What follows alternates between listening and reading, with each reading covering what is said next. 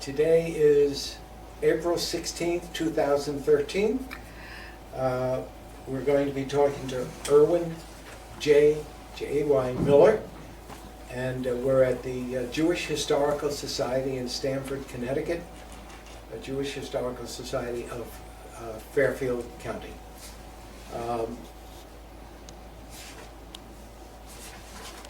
Okay, Irwin. Yes. So we're going to want to find something about your background, your military history, your adjustment when you got out of the service, and so forth and so on. So let's begin. Tell us your date of birth, where you were born, and how you grew up, and so forth. And then I'll pop individual questions at you. Go ahead. Good. I was born February 19th, 1926 at the Jewish Hospital in Brooklyn, New York. And my parents were living then at 2139 East 19th Street, Brooklyn. And that's where I lived for the first 11 years of my early life. And then we moved to, there was some family problems, and so we moved to Foster Avenue and 17th Street. I remember 628. If you ask me places, I'll give you the exact addresses, but I can't remember what happened 2 minutes ago. In any event, we lived there for several years, and then moved to 225 Parkside Avenue in Brooklyn. And what kind of business were your parents in? My father was in the liveried automobile renting business. He had these 7-passenger Packard limousines with liveried chauffeur, and his business was in Manhattan, of course. And he founded it in 1923 with one car, and I think when he finally dissolved the business about 1944 during the war, when they weren't making cars for private use like that anymore during the war, he had about 30 limousines at one point. And where were your parents born? My father was born in a town, actually a good size, almost a city, Sini in Lithuania, which is actually part, I guess, of Eastern Poland, but it's now part of Lithuania, I think. And my mother's people were German Jews, and my mother was born in New York, and her parents, her mother had come for the first time. She had other relatives here much earlier, came about the time of the Civil War, and so she came first in 1880, and she felt she was being used as a governess by an aunt. So she went back to Germany, and then came back married with a 6-month-old child in 1886. And my mother was born in New York in 1893. You have siblings? Yes. My older brother, there was 3 of us. My brother was born in 1914, and my sister is still around, but her mind isn't that well. My sister is going to be 95 in September, and then she's in a senior residence on Long Island. But okay. So give us a quick rundown on your work history, and because the major focus of the subsequently will be on your military life and thereafter. So tell us about your work history. I was a manufacturer's rep in hi-fi and commercial sound, and I started out working actually for a wholesale parts distributor in New York on 15th Street, New York, and then went to outside selling for them, and then eventually my brother had established this also rep firm, but his was in commercial sound and hi-fi. So 19, I can't remember the years that night, I went with him, and the 2 of us, and then we had additional salesmen. We ended up, I think we must have had about 6 or 7 outside salesmen. Those are the days when we had the Pioneer hi-fi line, and we had Tamberg tape recorders, which is considered like the Cadillac of home tape recorders at that time. And of course the Pioneer line, hi-fi was first getting into its heyday, and we got the line when nobody ever heard of it. I used to walk into a customer like Harvey Radio, and they said, Pioneer, we know Kenwood and we know Sansui, but who ever heard of Pioneer? Well, Pioneer really, we helped build that thing. We were the reps. And so finally they wanted to buy us out, and I town and said, don't sell, you know, you're doing so well. And so we didn't sell, and eventually they took the line away and hired their own direct factory salesman, see. So then things got a little more difficult because we had to, you know, look for picking up another line like some of the hi-fi was not easy, and having a staff, we had to reduce our staff, of course. But, and later on, I'm trying to remember now, from there, my brother, he retired, and he died some years ago. Now, you're in the Navy in World War II. Yes. So why don't we jump to that? Tell us how you got into the service and what you did. All right. Military career, and I'll ask you specific questions. Okay, please after do, you because I make might some get comments. started, and if I go off on a tangent, I know you'll stop me there. Of course, World War II was a war. I knew what we were fighting for, and there was no question about it. From the day, that Sunday afternoon of December 7th, 1941, and at that time I was, 15 years old, I guess. I was riding in a car down Ocean Parkway in Brooklyn with my brother driving and his friend sitting in the front. And of course, they've got the car radio on. Everybody didn't have car radios in those days. They had the car radio on, and the New York Philharmonic was on, which neither my brother or his friend would miss. And I'm sitting in the back, and we hear this sudden announcement about the attack on Pearl Harbor. And I said, well, Pearl Harbor, I never heard of such a place, you know, and neither did he or his friend. So, and everybody said, oh, the war's going to be over in, you know, in a month, you know, Japanese will, no problem, we'll swamp them. Well, as we all know, of course, that didn't happen. But anyway, that was so, of course, I was too young. The next day, I remember sitting in a luncheonette. I was going to Erasmus Hall High School on Flatbush Avenue near church. I was sitting in a luncheonette next to the Kenmore Theater, and we hear President Roosevelt, delivering the declaration of war on Japan. And so then I realized, you know, so I was always interested in current events and things, and really, but of course I was still in high school. And I'll jump to what happened was when I graduated in 1944, at the Brooklyn Academy of Music, we had the ceremony, I remember. I wanted to get into the service. Well, I had a first cousin who lived with us in our Parkside Avenue apartment, and he'd been going to Syracuse University, and I think he was drafted, I think, just then, and into the Navy. And I always admired him. He was about a year and a half, 2 years older than me, but we got along great. He eventually was a disc jockey and everything, but he had great personality, and I really admired him. So anyway, he went into the service, went into the Navy, and eventually he ends up on an aircraft carrier, a baby flat top called the Gambia Bay, CVE 73. And what happened was, when I turned, I wasn't quite 18 when I graduated high school. So I went down to the Navy, and I wanted to be like him. I wanted to get into the Navy. And they said, no, now you're going to have to wait. You have to sign up for the draft. When you're 18, you sign up for the draft. And if then you might be selected. If you're not, you know, we'll see then. So in any event, where was it? So I would call I couldn't get it. I went down to Grand Central Palace, and I took a physical to enlist in the Navy before I could. And for some reason, I never wore glasses. I never wore even reading glasses, and they told me my right eye was a little bit too weak. They had stricter standards apparently for enlistment than they did for draftees at that point. So I felt insulted. You know, how dare they? In any event,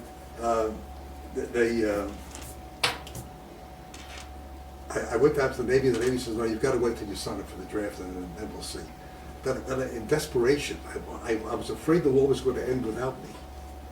I ran to the Merchant Marine, and they said, no, the same thing. You've got to, you know, sign up for the draft, and then, you know. Anyway, an uncle of mine, my father's younger brother, in fact, I was probably emulating him to a certain extent. He had been a lieutenant in the First World War, the Signal Corps. He was flying in those flying coffins in the First War. He was an engineer, but by profession actually, later on, of course. And in World War II, he was well, he rose to lieutenant colonel. He worked on the Enola Gay on the island of Tinian. That's another story that kind of linked with me in a way, because I'll jump ahead a little bit. When we anchored one time off Tinian or Saipan, I wanted to go. I think we can get to that later. Okay. Once you're in the Navy. Okay. So you're not in the Navy yet, so lead us into getting into the Navy. So anyway, I signed up for the draft, and then I started to call the draft board every week. I said, when is my number coming up? And they said, not yet, but don't worry about it. I'd go down there on Church Avenue. I'd go down there, and I'd go up to it was next to the old the town hall there, and I said, can't you move my number ahead? And I said, I actually, because I realized the intent and what the war meant as a Jew. But in those days, as an American, you're very patriotic. In the war, we knew what we were fighting for. So I said, can't you move? And no, and I called them, and finally they said, now you're going to get it. They told me on the phone, you'll be getting a card, and I still have that at home. Of course, I didn't bring it with me. The draft cards, I have all that stuff. And so anyway, again, I go down to Grand Central Palace, this time as a draftee, and I passed the physical. So I said to the eye doctor, I said, how come last time? He says, just move along, let's not start a conversation here. So at the end, they took me into a makeshift room. It was because at Grand Central Palace, it was an open area. There'd been a big skating rink, and all that stuff. And these 3 officers from different branches of the service were sitting there, and I was sitting there shivering in my skivvy shorts like this. Here I am, an 18-year-old kid, and all I remember is the Navy officer said to me, well, what branch of the service would you prefer, young fellow? And I said, U.S. Navy. He says, you got it. Just like that. I was in seventh heaven, I come out of this makeshift office there, and here's my buddies from Erasmus High School, and they said, what did you get? I said, I got Navy, we got Army. They were very disappointed. And I felt, like a big shot, see. How long after that day did you actually go into the Navy? Probably about another month. I think it took about a month. I have that at home also. I went in March, I think it was March of 1944. It was.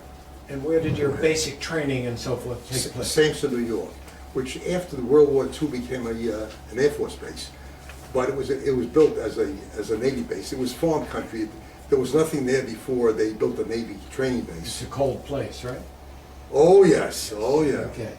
For something interesting, I'll just digress for one moment, that I found out later, because I always suspected I don't know why, that Captain Harry Batt, who was the commandant of the Sampson Naval Base, was Jewish. He was from one of the early Texas Jewish families, the Batts. And I never knew that, but I noticed once in a while on Friday night, we had a Jewish service there, they had the religious services, that he would come to a service. I said, what is he doing? Somebody said, well, he's just observing, he comes to town. But anyway, digressing. Okay, so basic training in the Navy was how long?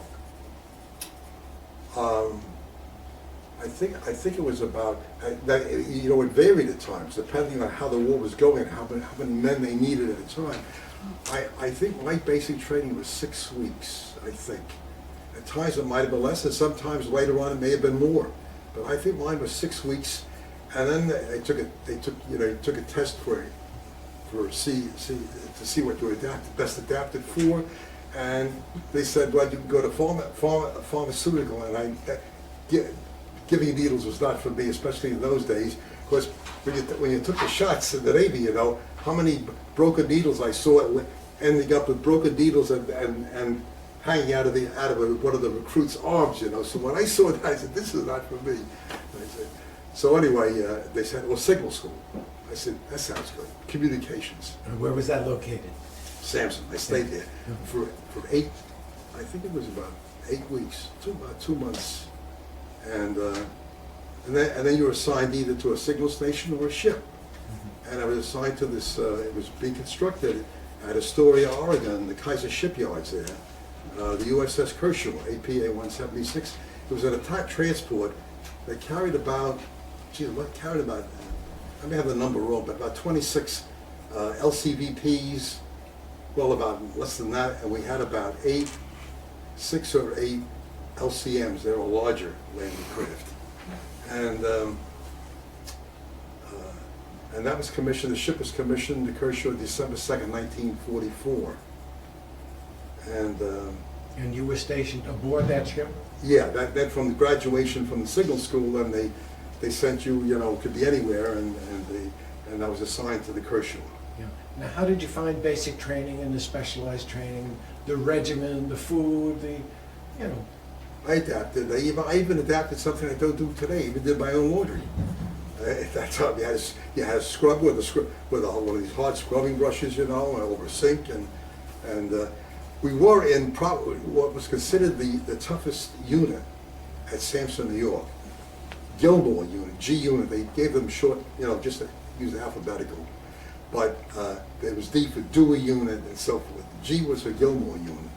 It was named for Howard Gilmore, who went down. He was a submarine captain in World War II before I was in, and apparently was sunk.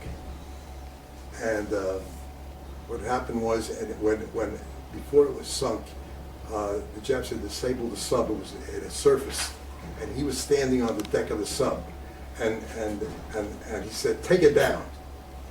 And they said, "No, you're standing on the deck, Captain." So I said, "Take it down," and Gilmore took the sub down, and he went down with the sub. And they named this unit I was in. Well, that unit, the commandant made sure that they were going to live up to Gilmore's stamina, whatever, his bravery. And it was known as the toughest unit. Dewey unit was easy, D for Dewey, but this was tough. But your skivvies, your shorts, and all your little clothes you had to be in a cabinet, and they would come around with a ruler and see whether it was in line, or everything was lined up in your little, closet you had there. And so, that was, everything was done, top notch, but you had a good form. Anyway. What, was there anything about, during your early days there, or service afterwards, being Jewish? Was there an awareness of it, the way you were reacted to? Or? No, you had to go to Jewish service on Friday night. That was a must. I remember a fellow from Franklin Square, Long Island, didn't want to be known as a Jew. So I recall on Friday nights, Jews had, this is in boot camp, of course, not in signal school anymore, but in boot camp there, you had to go to religious services, Christians on Sundays and Jews on Friday nights. And he said, his name was Arthur Lee, I remember. Anyway, he didn't want to go. We were out there, and he was the secretary of our unit. He did like a yeoman of our unit in boot camp. And so the leader of our, who would march us to the chapel for the Jewish services, wasn't even Jewish. He was the chief petty officer, and he was tough, this guy. And he knew Lee very, he knew. So he says, "Lee, aren't you? You're going to service?" He says, "No." He says, "Lee, you're Jewish, aren't you?" He says, "Yeah, I'm Jewish, but I don't go to those services." He says, "I didn't ask you." He said, "You're going to Jewish services. You're Jewish and you're going, and I'm going to march you there." And this fellow wasn't even Jewish, and he marched us there. And Lee was furious. He was furious. But in boot camp they could do that. Later on, you didn't have to. How was Navy food during these times? It was good. I can't complain. It was good. It was as things will go in that type of cuisine. Mm-hmm. But I'd like to jump ahead for a minute. You asked me about any Jewish reactions. I got along very well. I never had a problem. Being Jewish. There was only one remark that was made, and I commented on it earlier before this interview. This was later on when we were anchored off some island, and they announced it was near Rosh Hashanah, I guess, and they were going to have Jewish services on the USS Bayfield, which they sent from Normandy to the Pacific. Normandy had been secured then, and they sent the, and they came our way, and it was a larger ship than ours, so they're going to have Jewish services on. They announced that anybody who wanted, and the captain's gig would be taking men from our ship over to the Bayfield, because we weren't, we just anchored, you know, there. So anyway, and we had our dress blues, you know, being at war, you know, you never wore dress, where are you going to use dress blues? So I had them pressed underneath my mattress, so I always slept on my blues. I mean, they were nice and straight, you know, nice and pressed really, if I had to use them, but you never had to use them unless you hit port someplace. Anyway, so there's this fella, Johnny Cole, from Jasonville, Indiana, see? And John and I, we became good friends, and Jasonville is at the southern tip of Indiana, very southern, near Kentucky, I guess, you know. And he had a slight, you know, anyway, so he sees me taking out my dress blues, and he says, "Miller, where you going?" I said, "I'm going to Jewish services, religious services, you know, for the high holy days over on the Bayfield." He says, "Miller, you ain't no goddamn Jew." And I said, "Yes, I am." I said, "What do you think, Jews have horns?" I said, "Come on, John." I said, "Did you ever know a Jew?" He says, "Well," he says, "there was this old couple," he says, "that had a little store in town in Jasonville, which you can't even find on a map, you know, I couldn't." And he says, I said, so what did you think? He said, "I don't know, you know." And so, but actually, and he meant it in a way that was just a figure of speech. It wasn't really, I had never had a problem. And I know in speaking over the years with other fellows who've been in the service, some of them have had problems, but I really never had a problem. Yeah. Okay, so let's jump into now the chronology of your military service. So you finished your basic training, you're now assigned to a ship. Take us chronologically there for the rest of the war. Yeah, we had to take a shakedown cruises for about a month, I think, and then And you're still a signalman, right? I'm a signalman now. Okay. Yeah. I'm not a striker anymore. I'm a signalman third class. Tell us just what a signalman did. At that Signalman, time. of course, going to signal school, you learn that which almost everybody knows who's never been in the service, doesn't have to be, that signalmen have to know, of course, Morse code. It's all Morse code. It's different, but it's slightly different than the Morse code used in the let's say Merchant Marine. The Navy had the certain letters. I can't explain which ones, but certain ones have maybe an extra dot or an extra dash. There's a slight difference. I found that out in trying to communicate with sometimes a merchant ship we get out at sea, and they've had these. Well, in most cases they had a Navy crew sometimes for the armed guard and the signalmen on those ships, but they had to use the merchant code, which is slightly different than the Navy. The Navy was different. But anyway, and you're using lights to communicate, correct? lights. Yes, That was okay. never really used. We had to learn flags. We had to learn that. But I never recall using it at all. I think we practiced once on deck, but never used it. And in fact, towards the end of the war, they came up with what they called man gear. There was a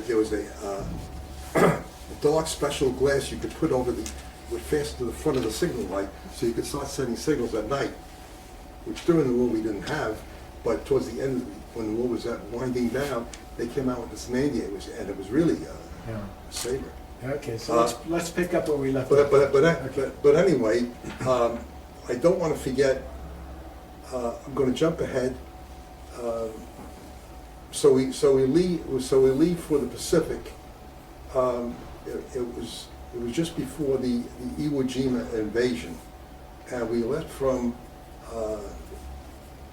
Now I'm jumping ahead because we left from either San Diego. It was from California, one of L.A. or I don't remember which. And How did you get from Samson out to the West Coast? okay, I think we went by rail. No, we went. It was a troop train. Because I was stopping off at Omaha, Nebraska, and there was this place, Grand Island, where all the women came out from the town, you know, and were giving us food and cake through the windows and everything. Anyway, yeah, that was a troop train, and which was nothing ostentatious. Anyway, so we went out there, and then I think we left from I can't remember, it was from San Pedro, or was it from San Diego then, or it was from, and we had anchored a number of times, docked from San Francisco. I can't remember the You had mentioned Coronado before, is that in the Yeah, picture? well, Coronado Beach, that's before I was in, I told you about how I got into the beach party. Beach party was a landing party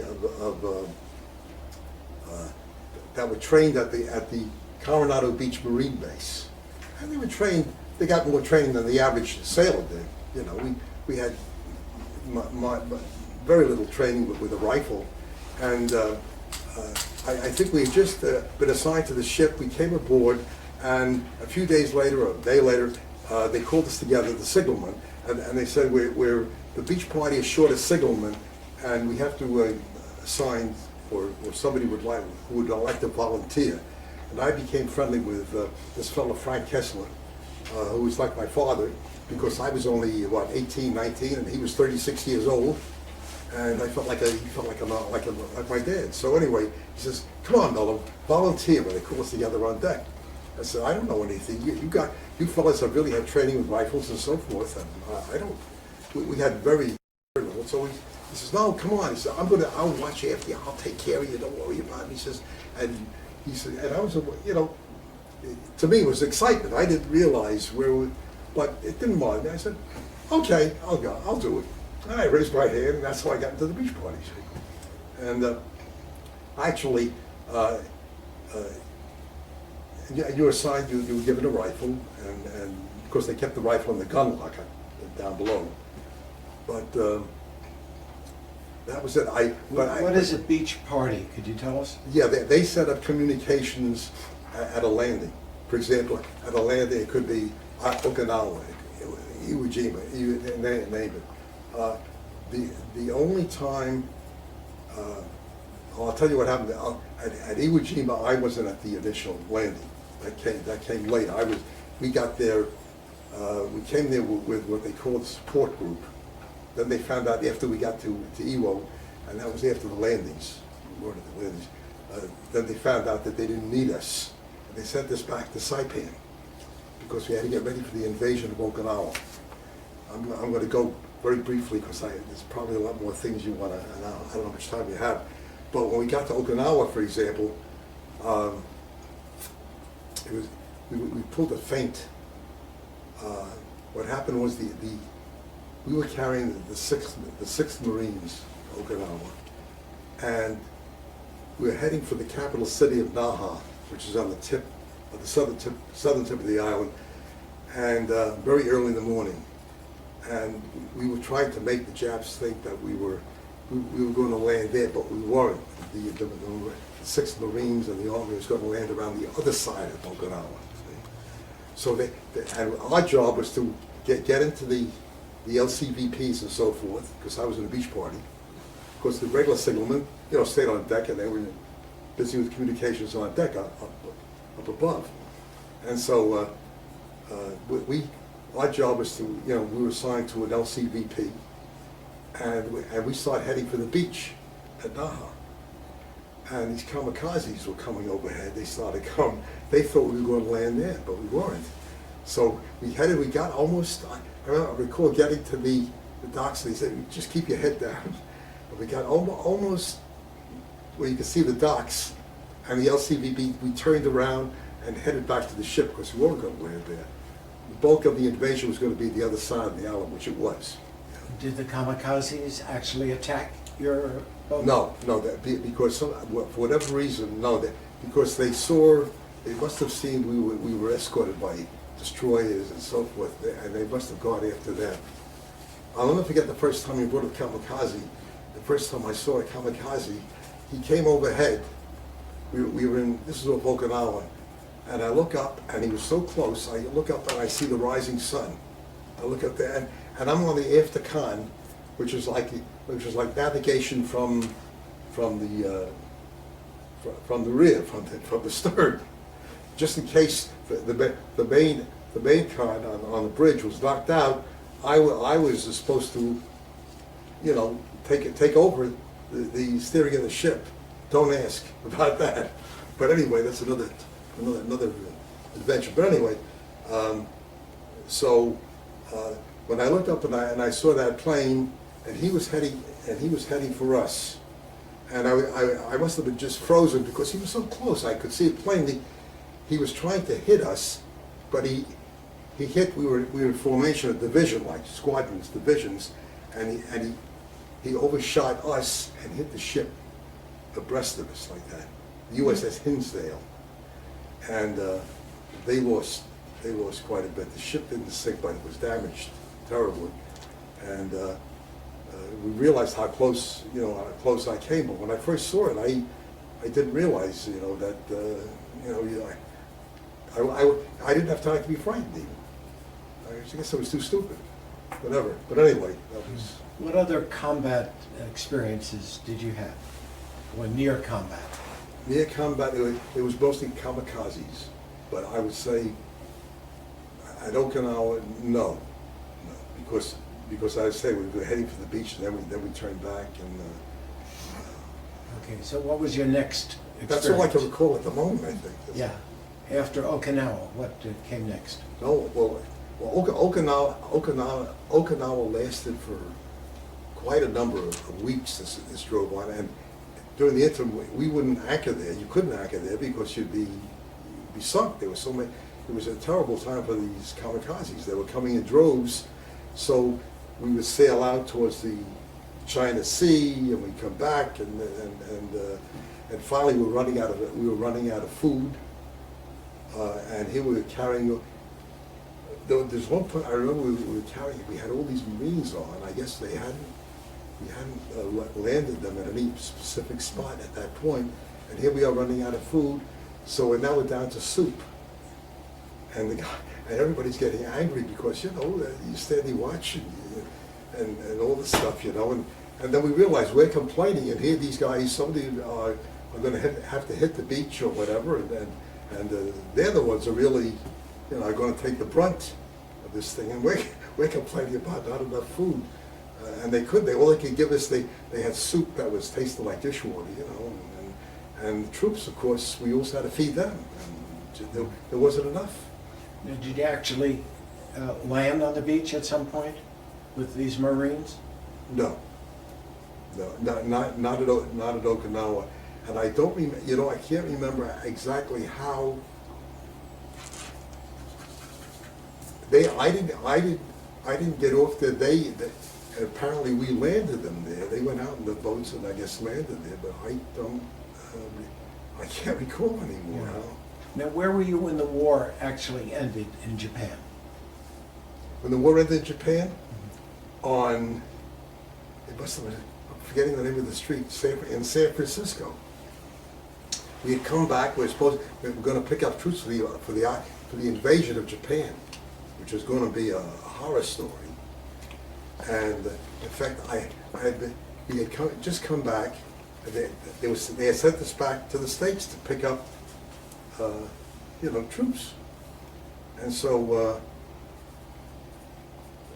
suddenly, I don't know, it was on Clay Street maybe in San Francisco. Everybody was starting to go crazy. The reports had come that Japan had surrendered or something, and that was it. And I recall a Navy wave, and there were crowds, throngs, and she clambered up a trolley pole or whatever on this main street, and then shimmied across, and everybody, it was mayhem. And we hit one of this bar had, like, I don't know, 25 seats, and we finished off there.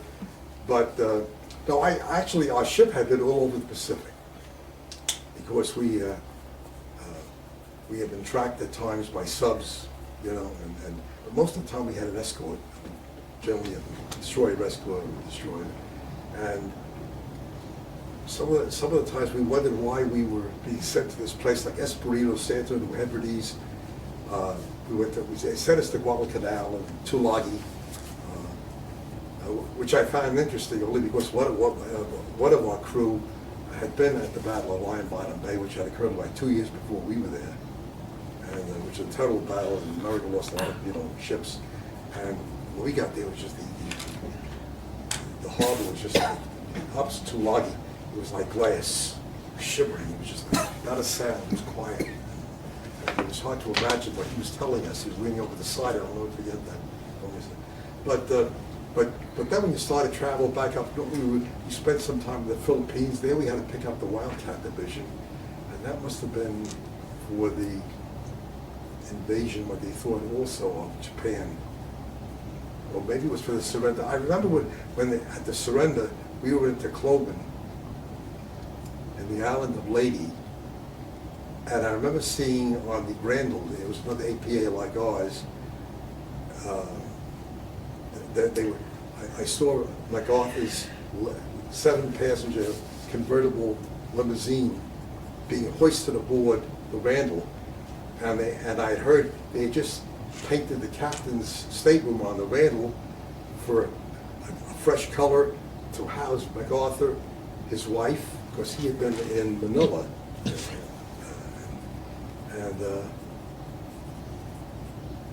and he was supposed to go to Japan for the surrender ceremonies on that.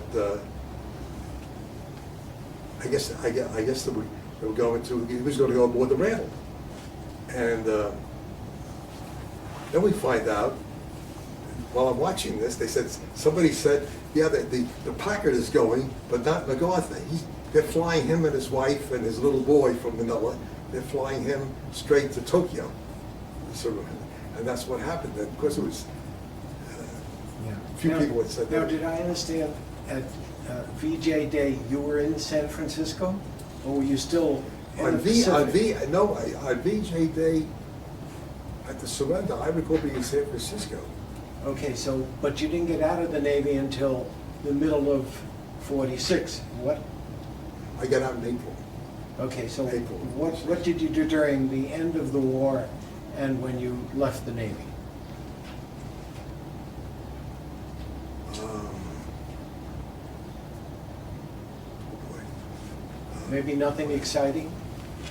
I don't think it could have been exciting after what. No.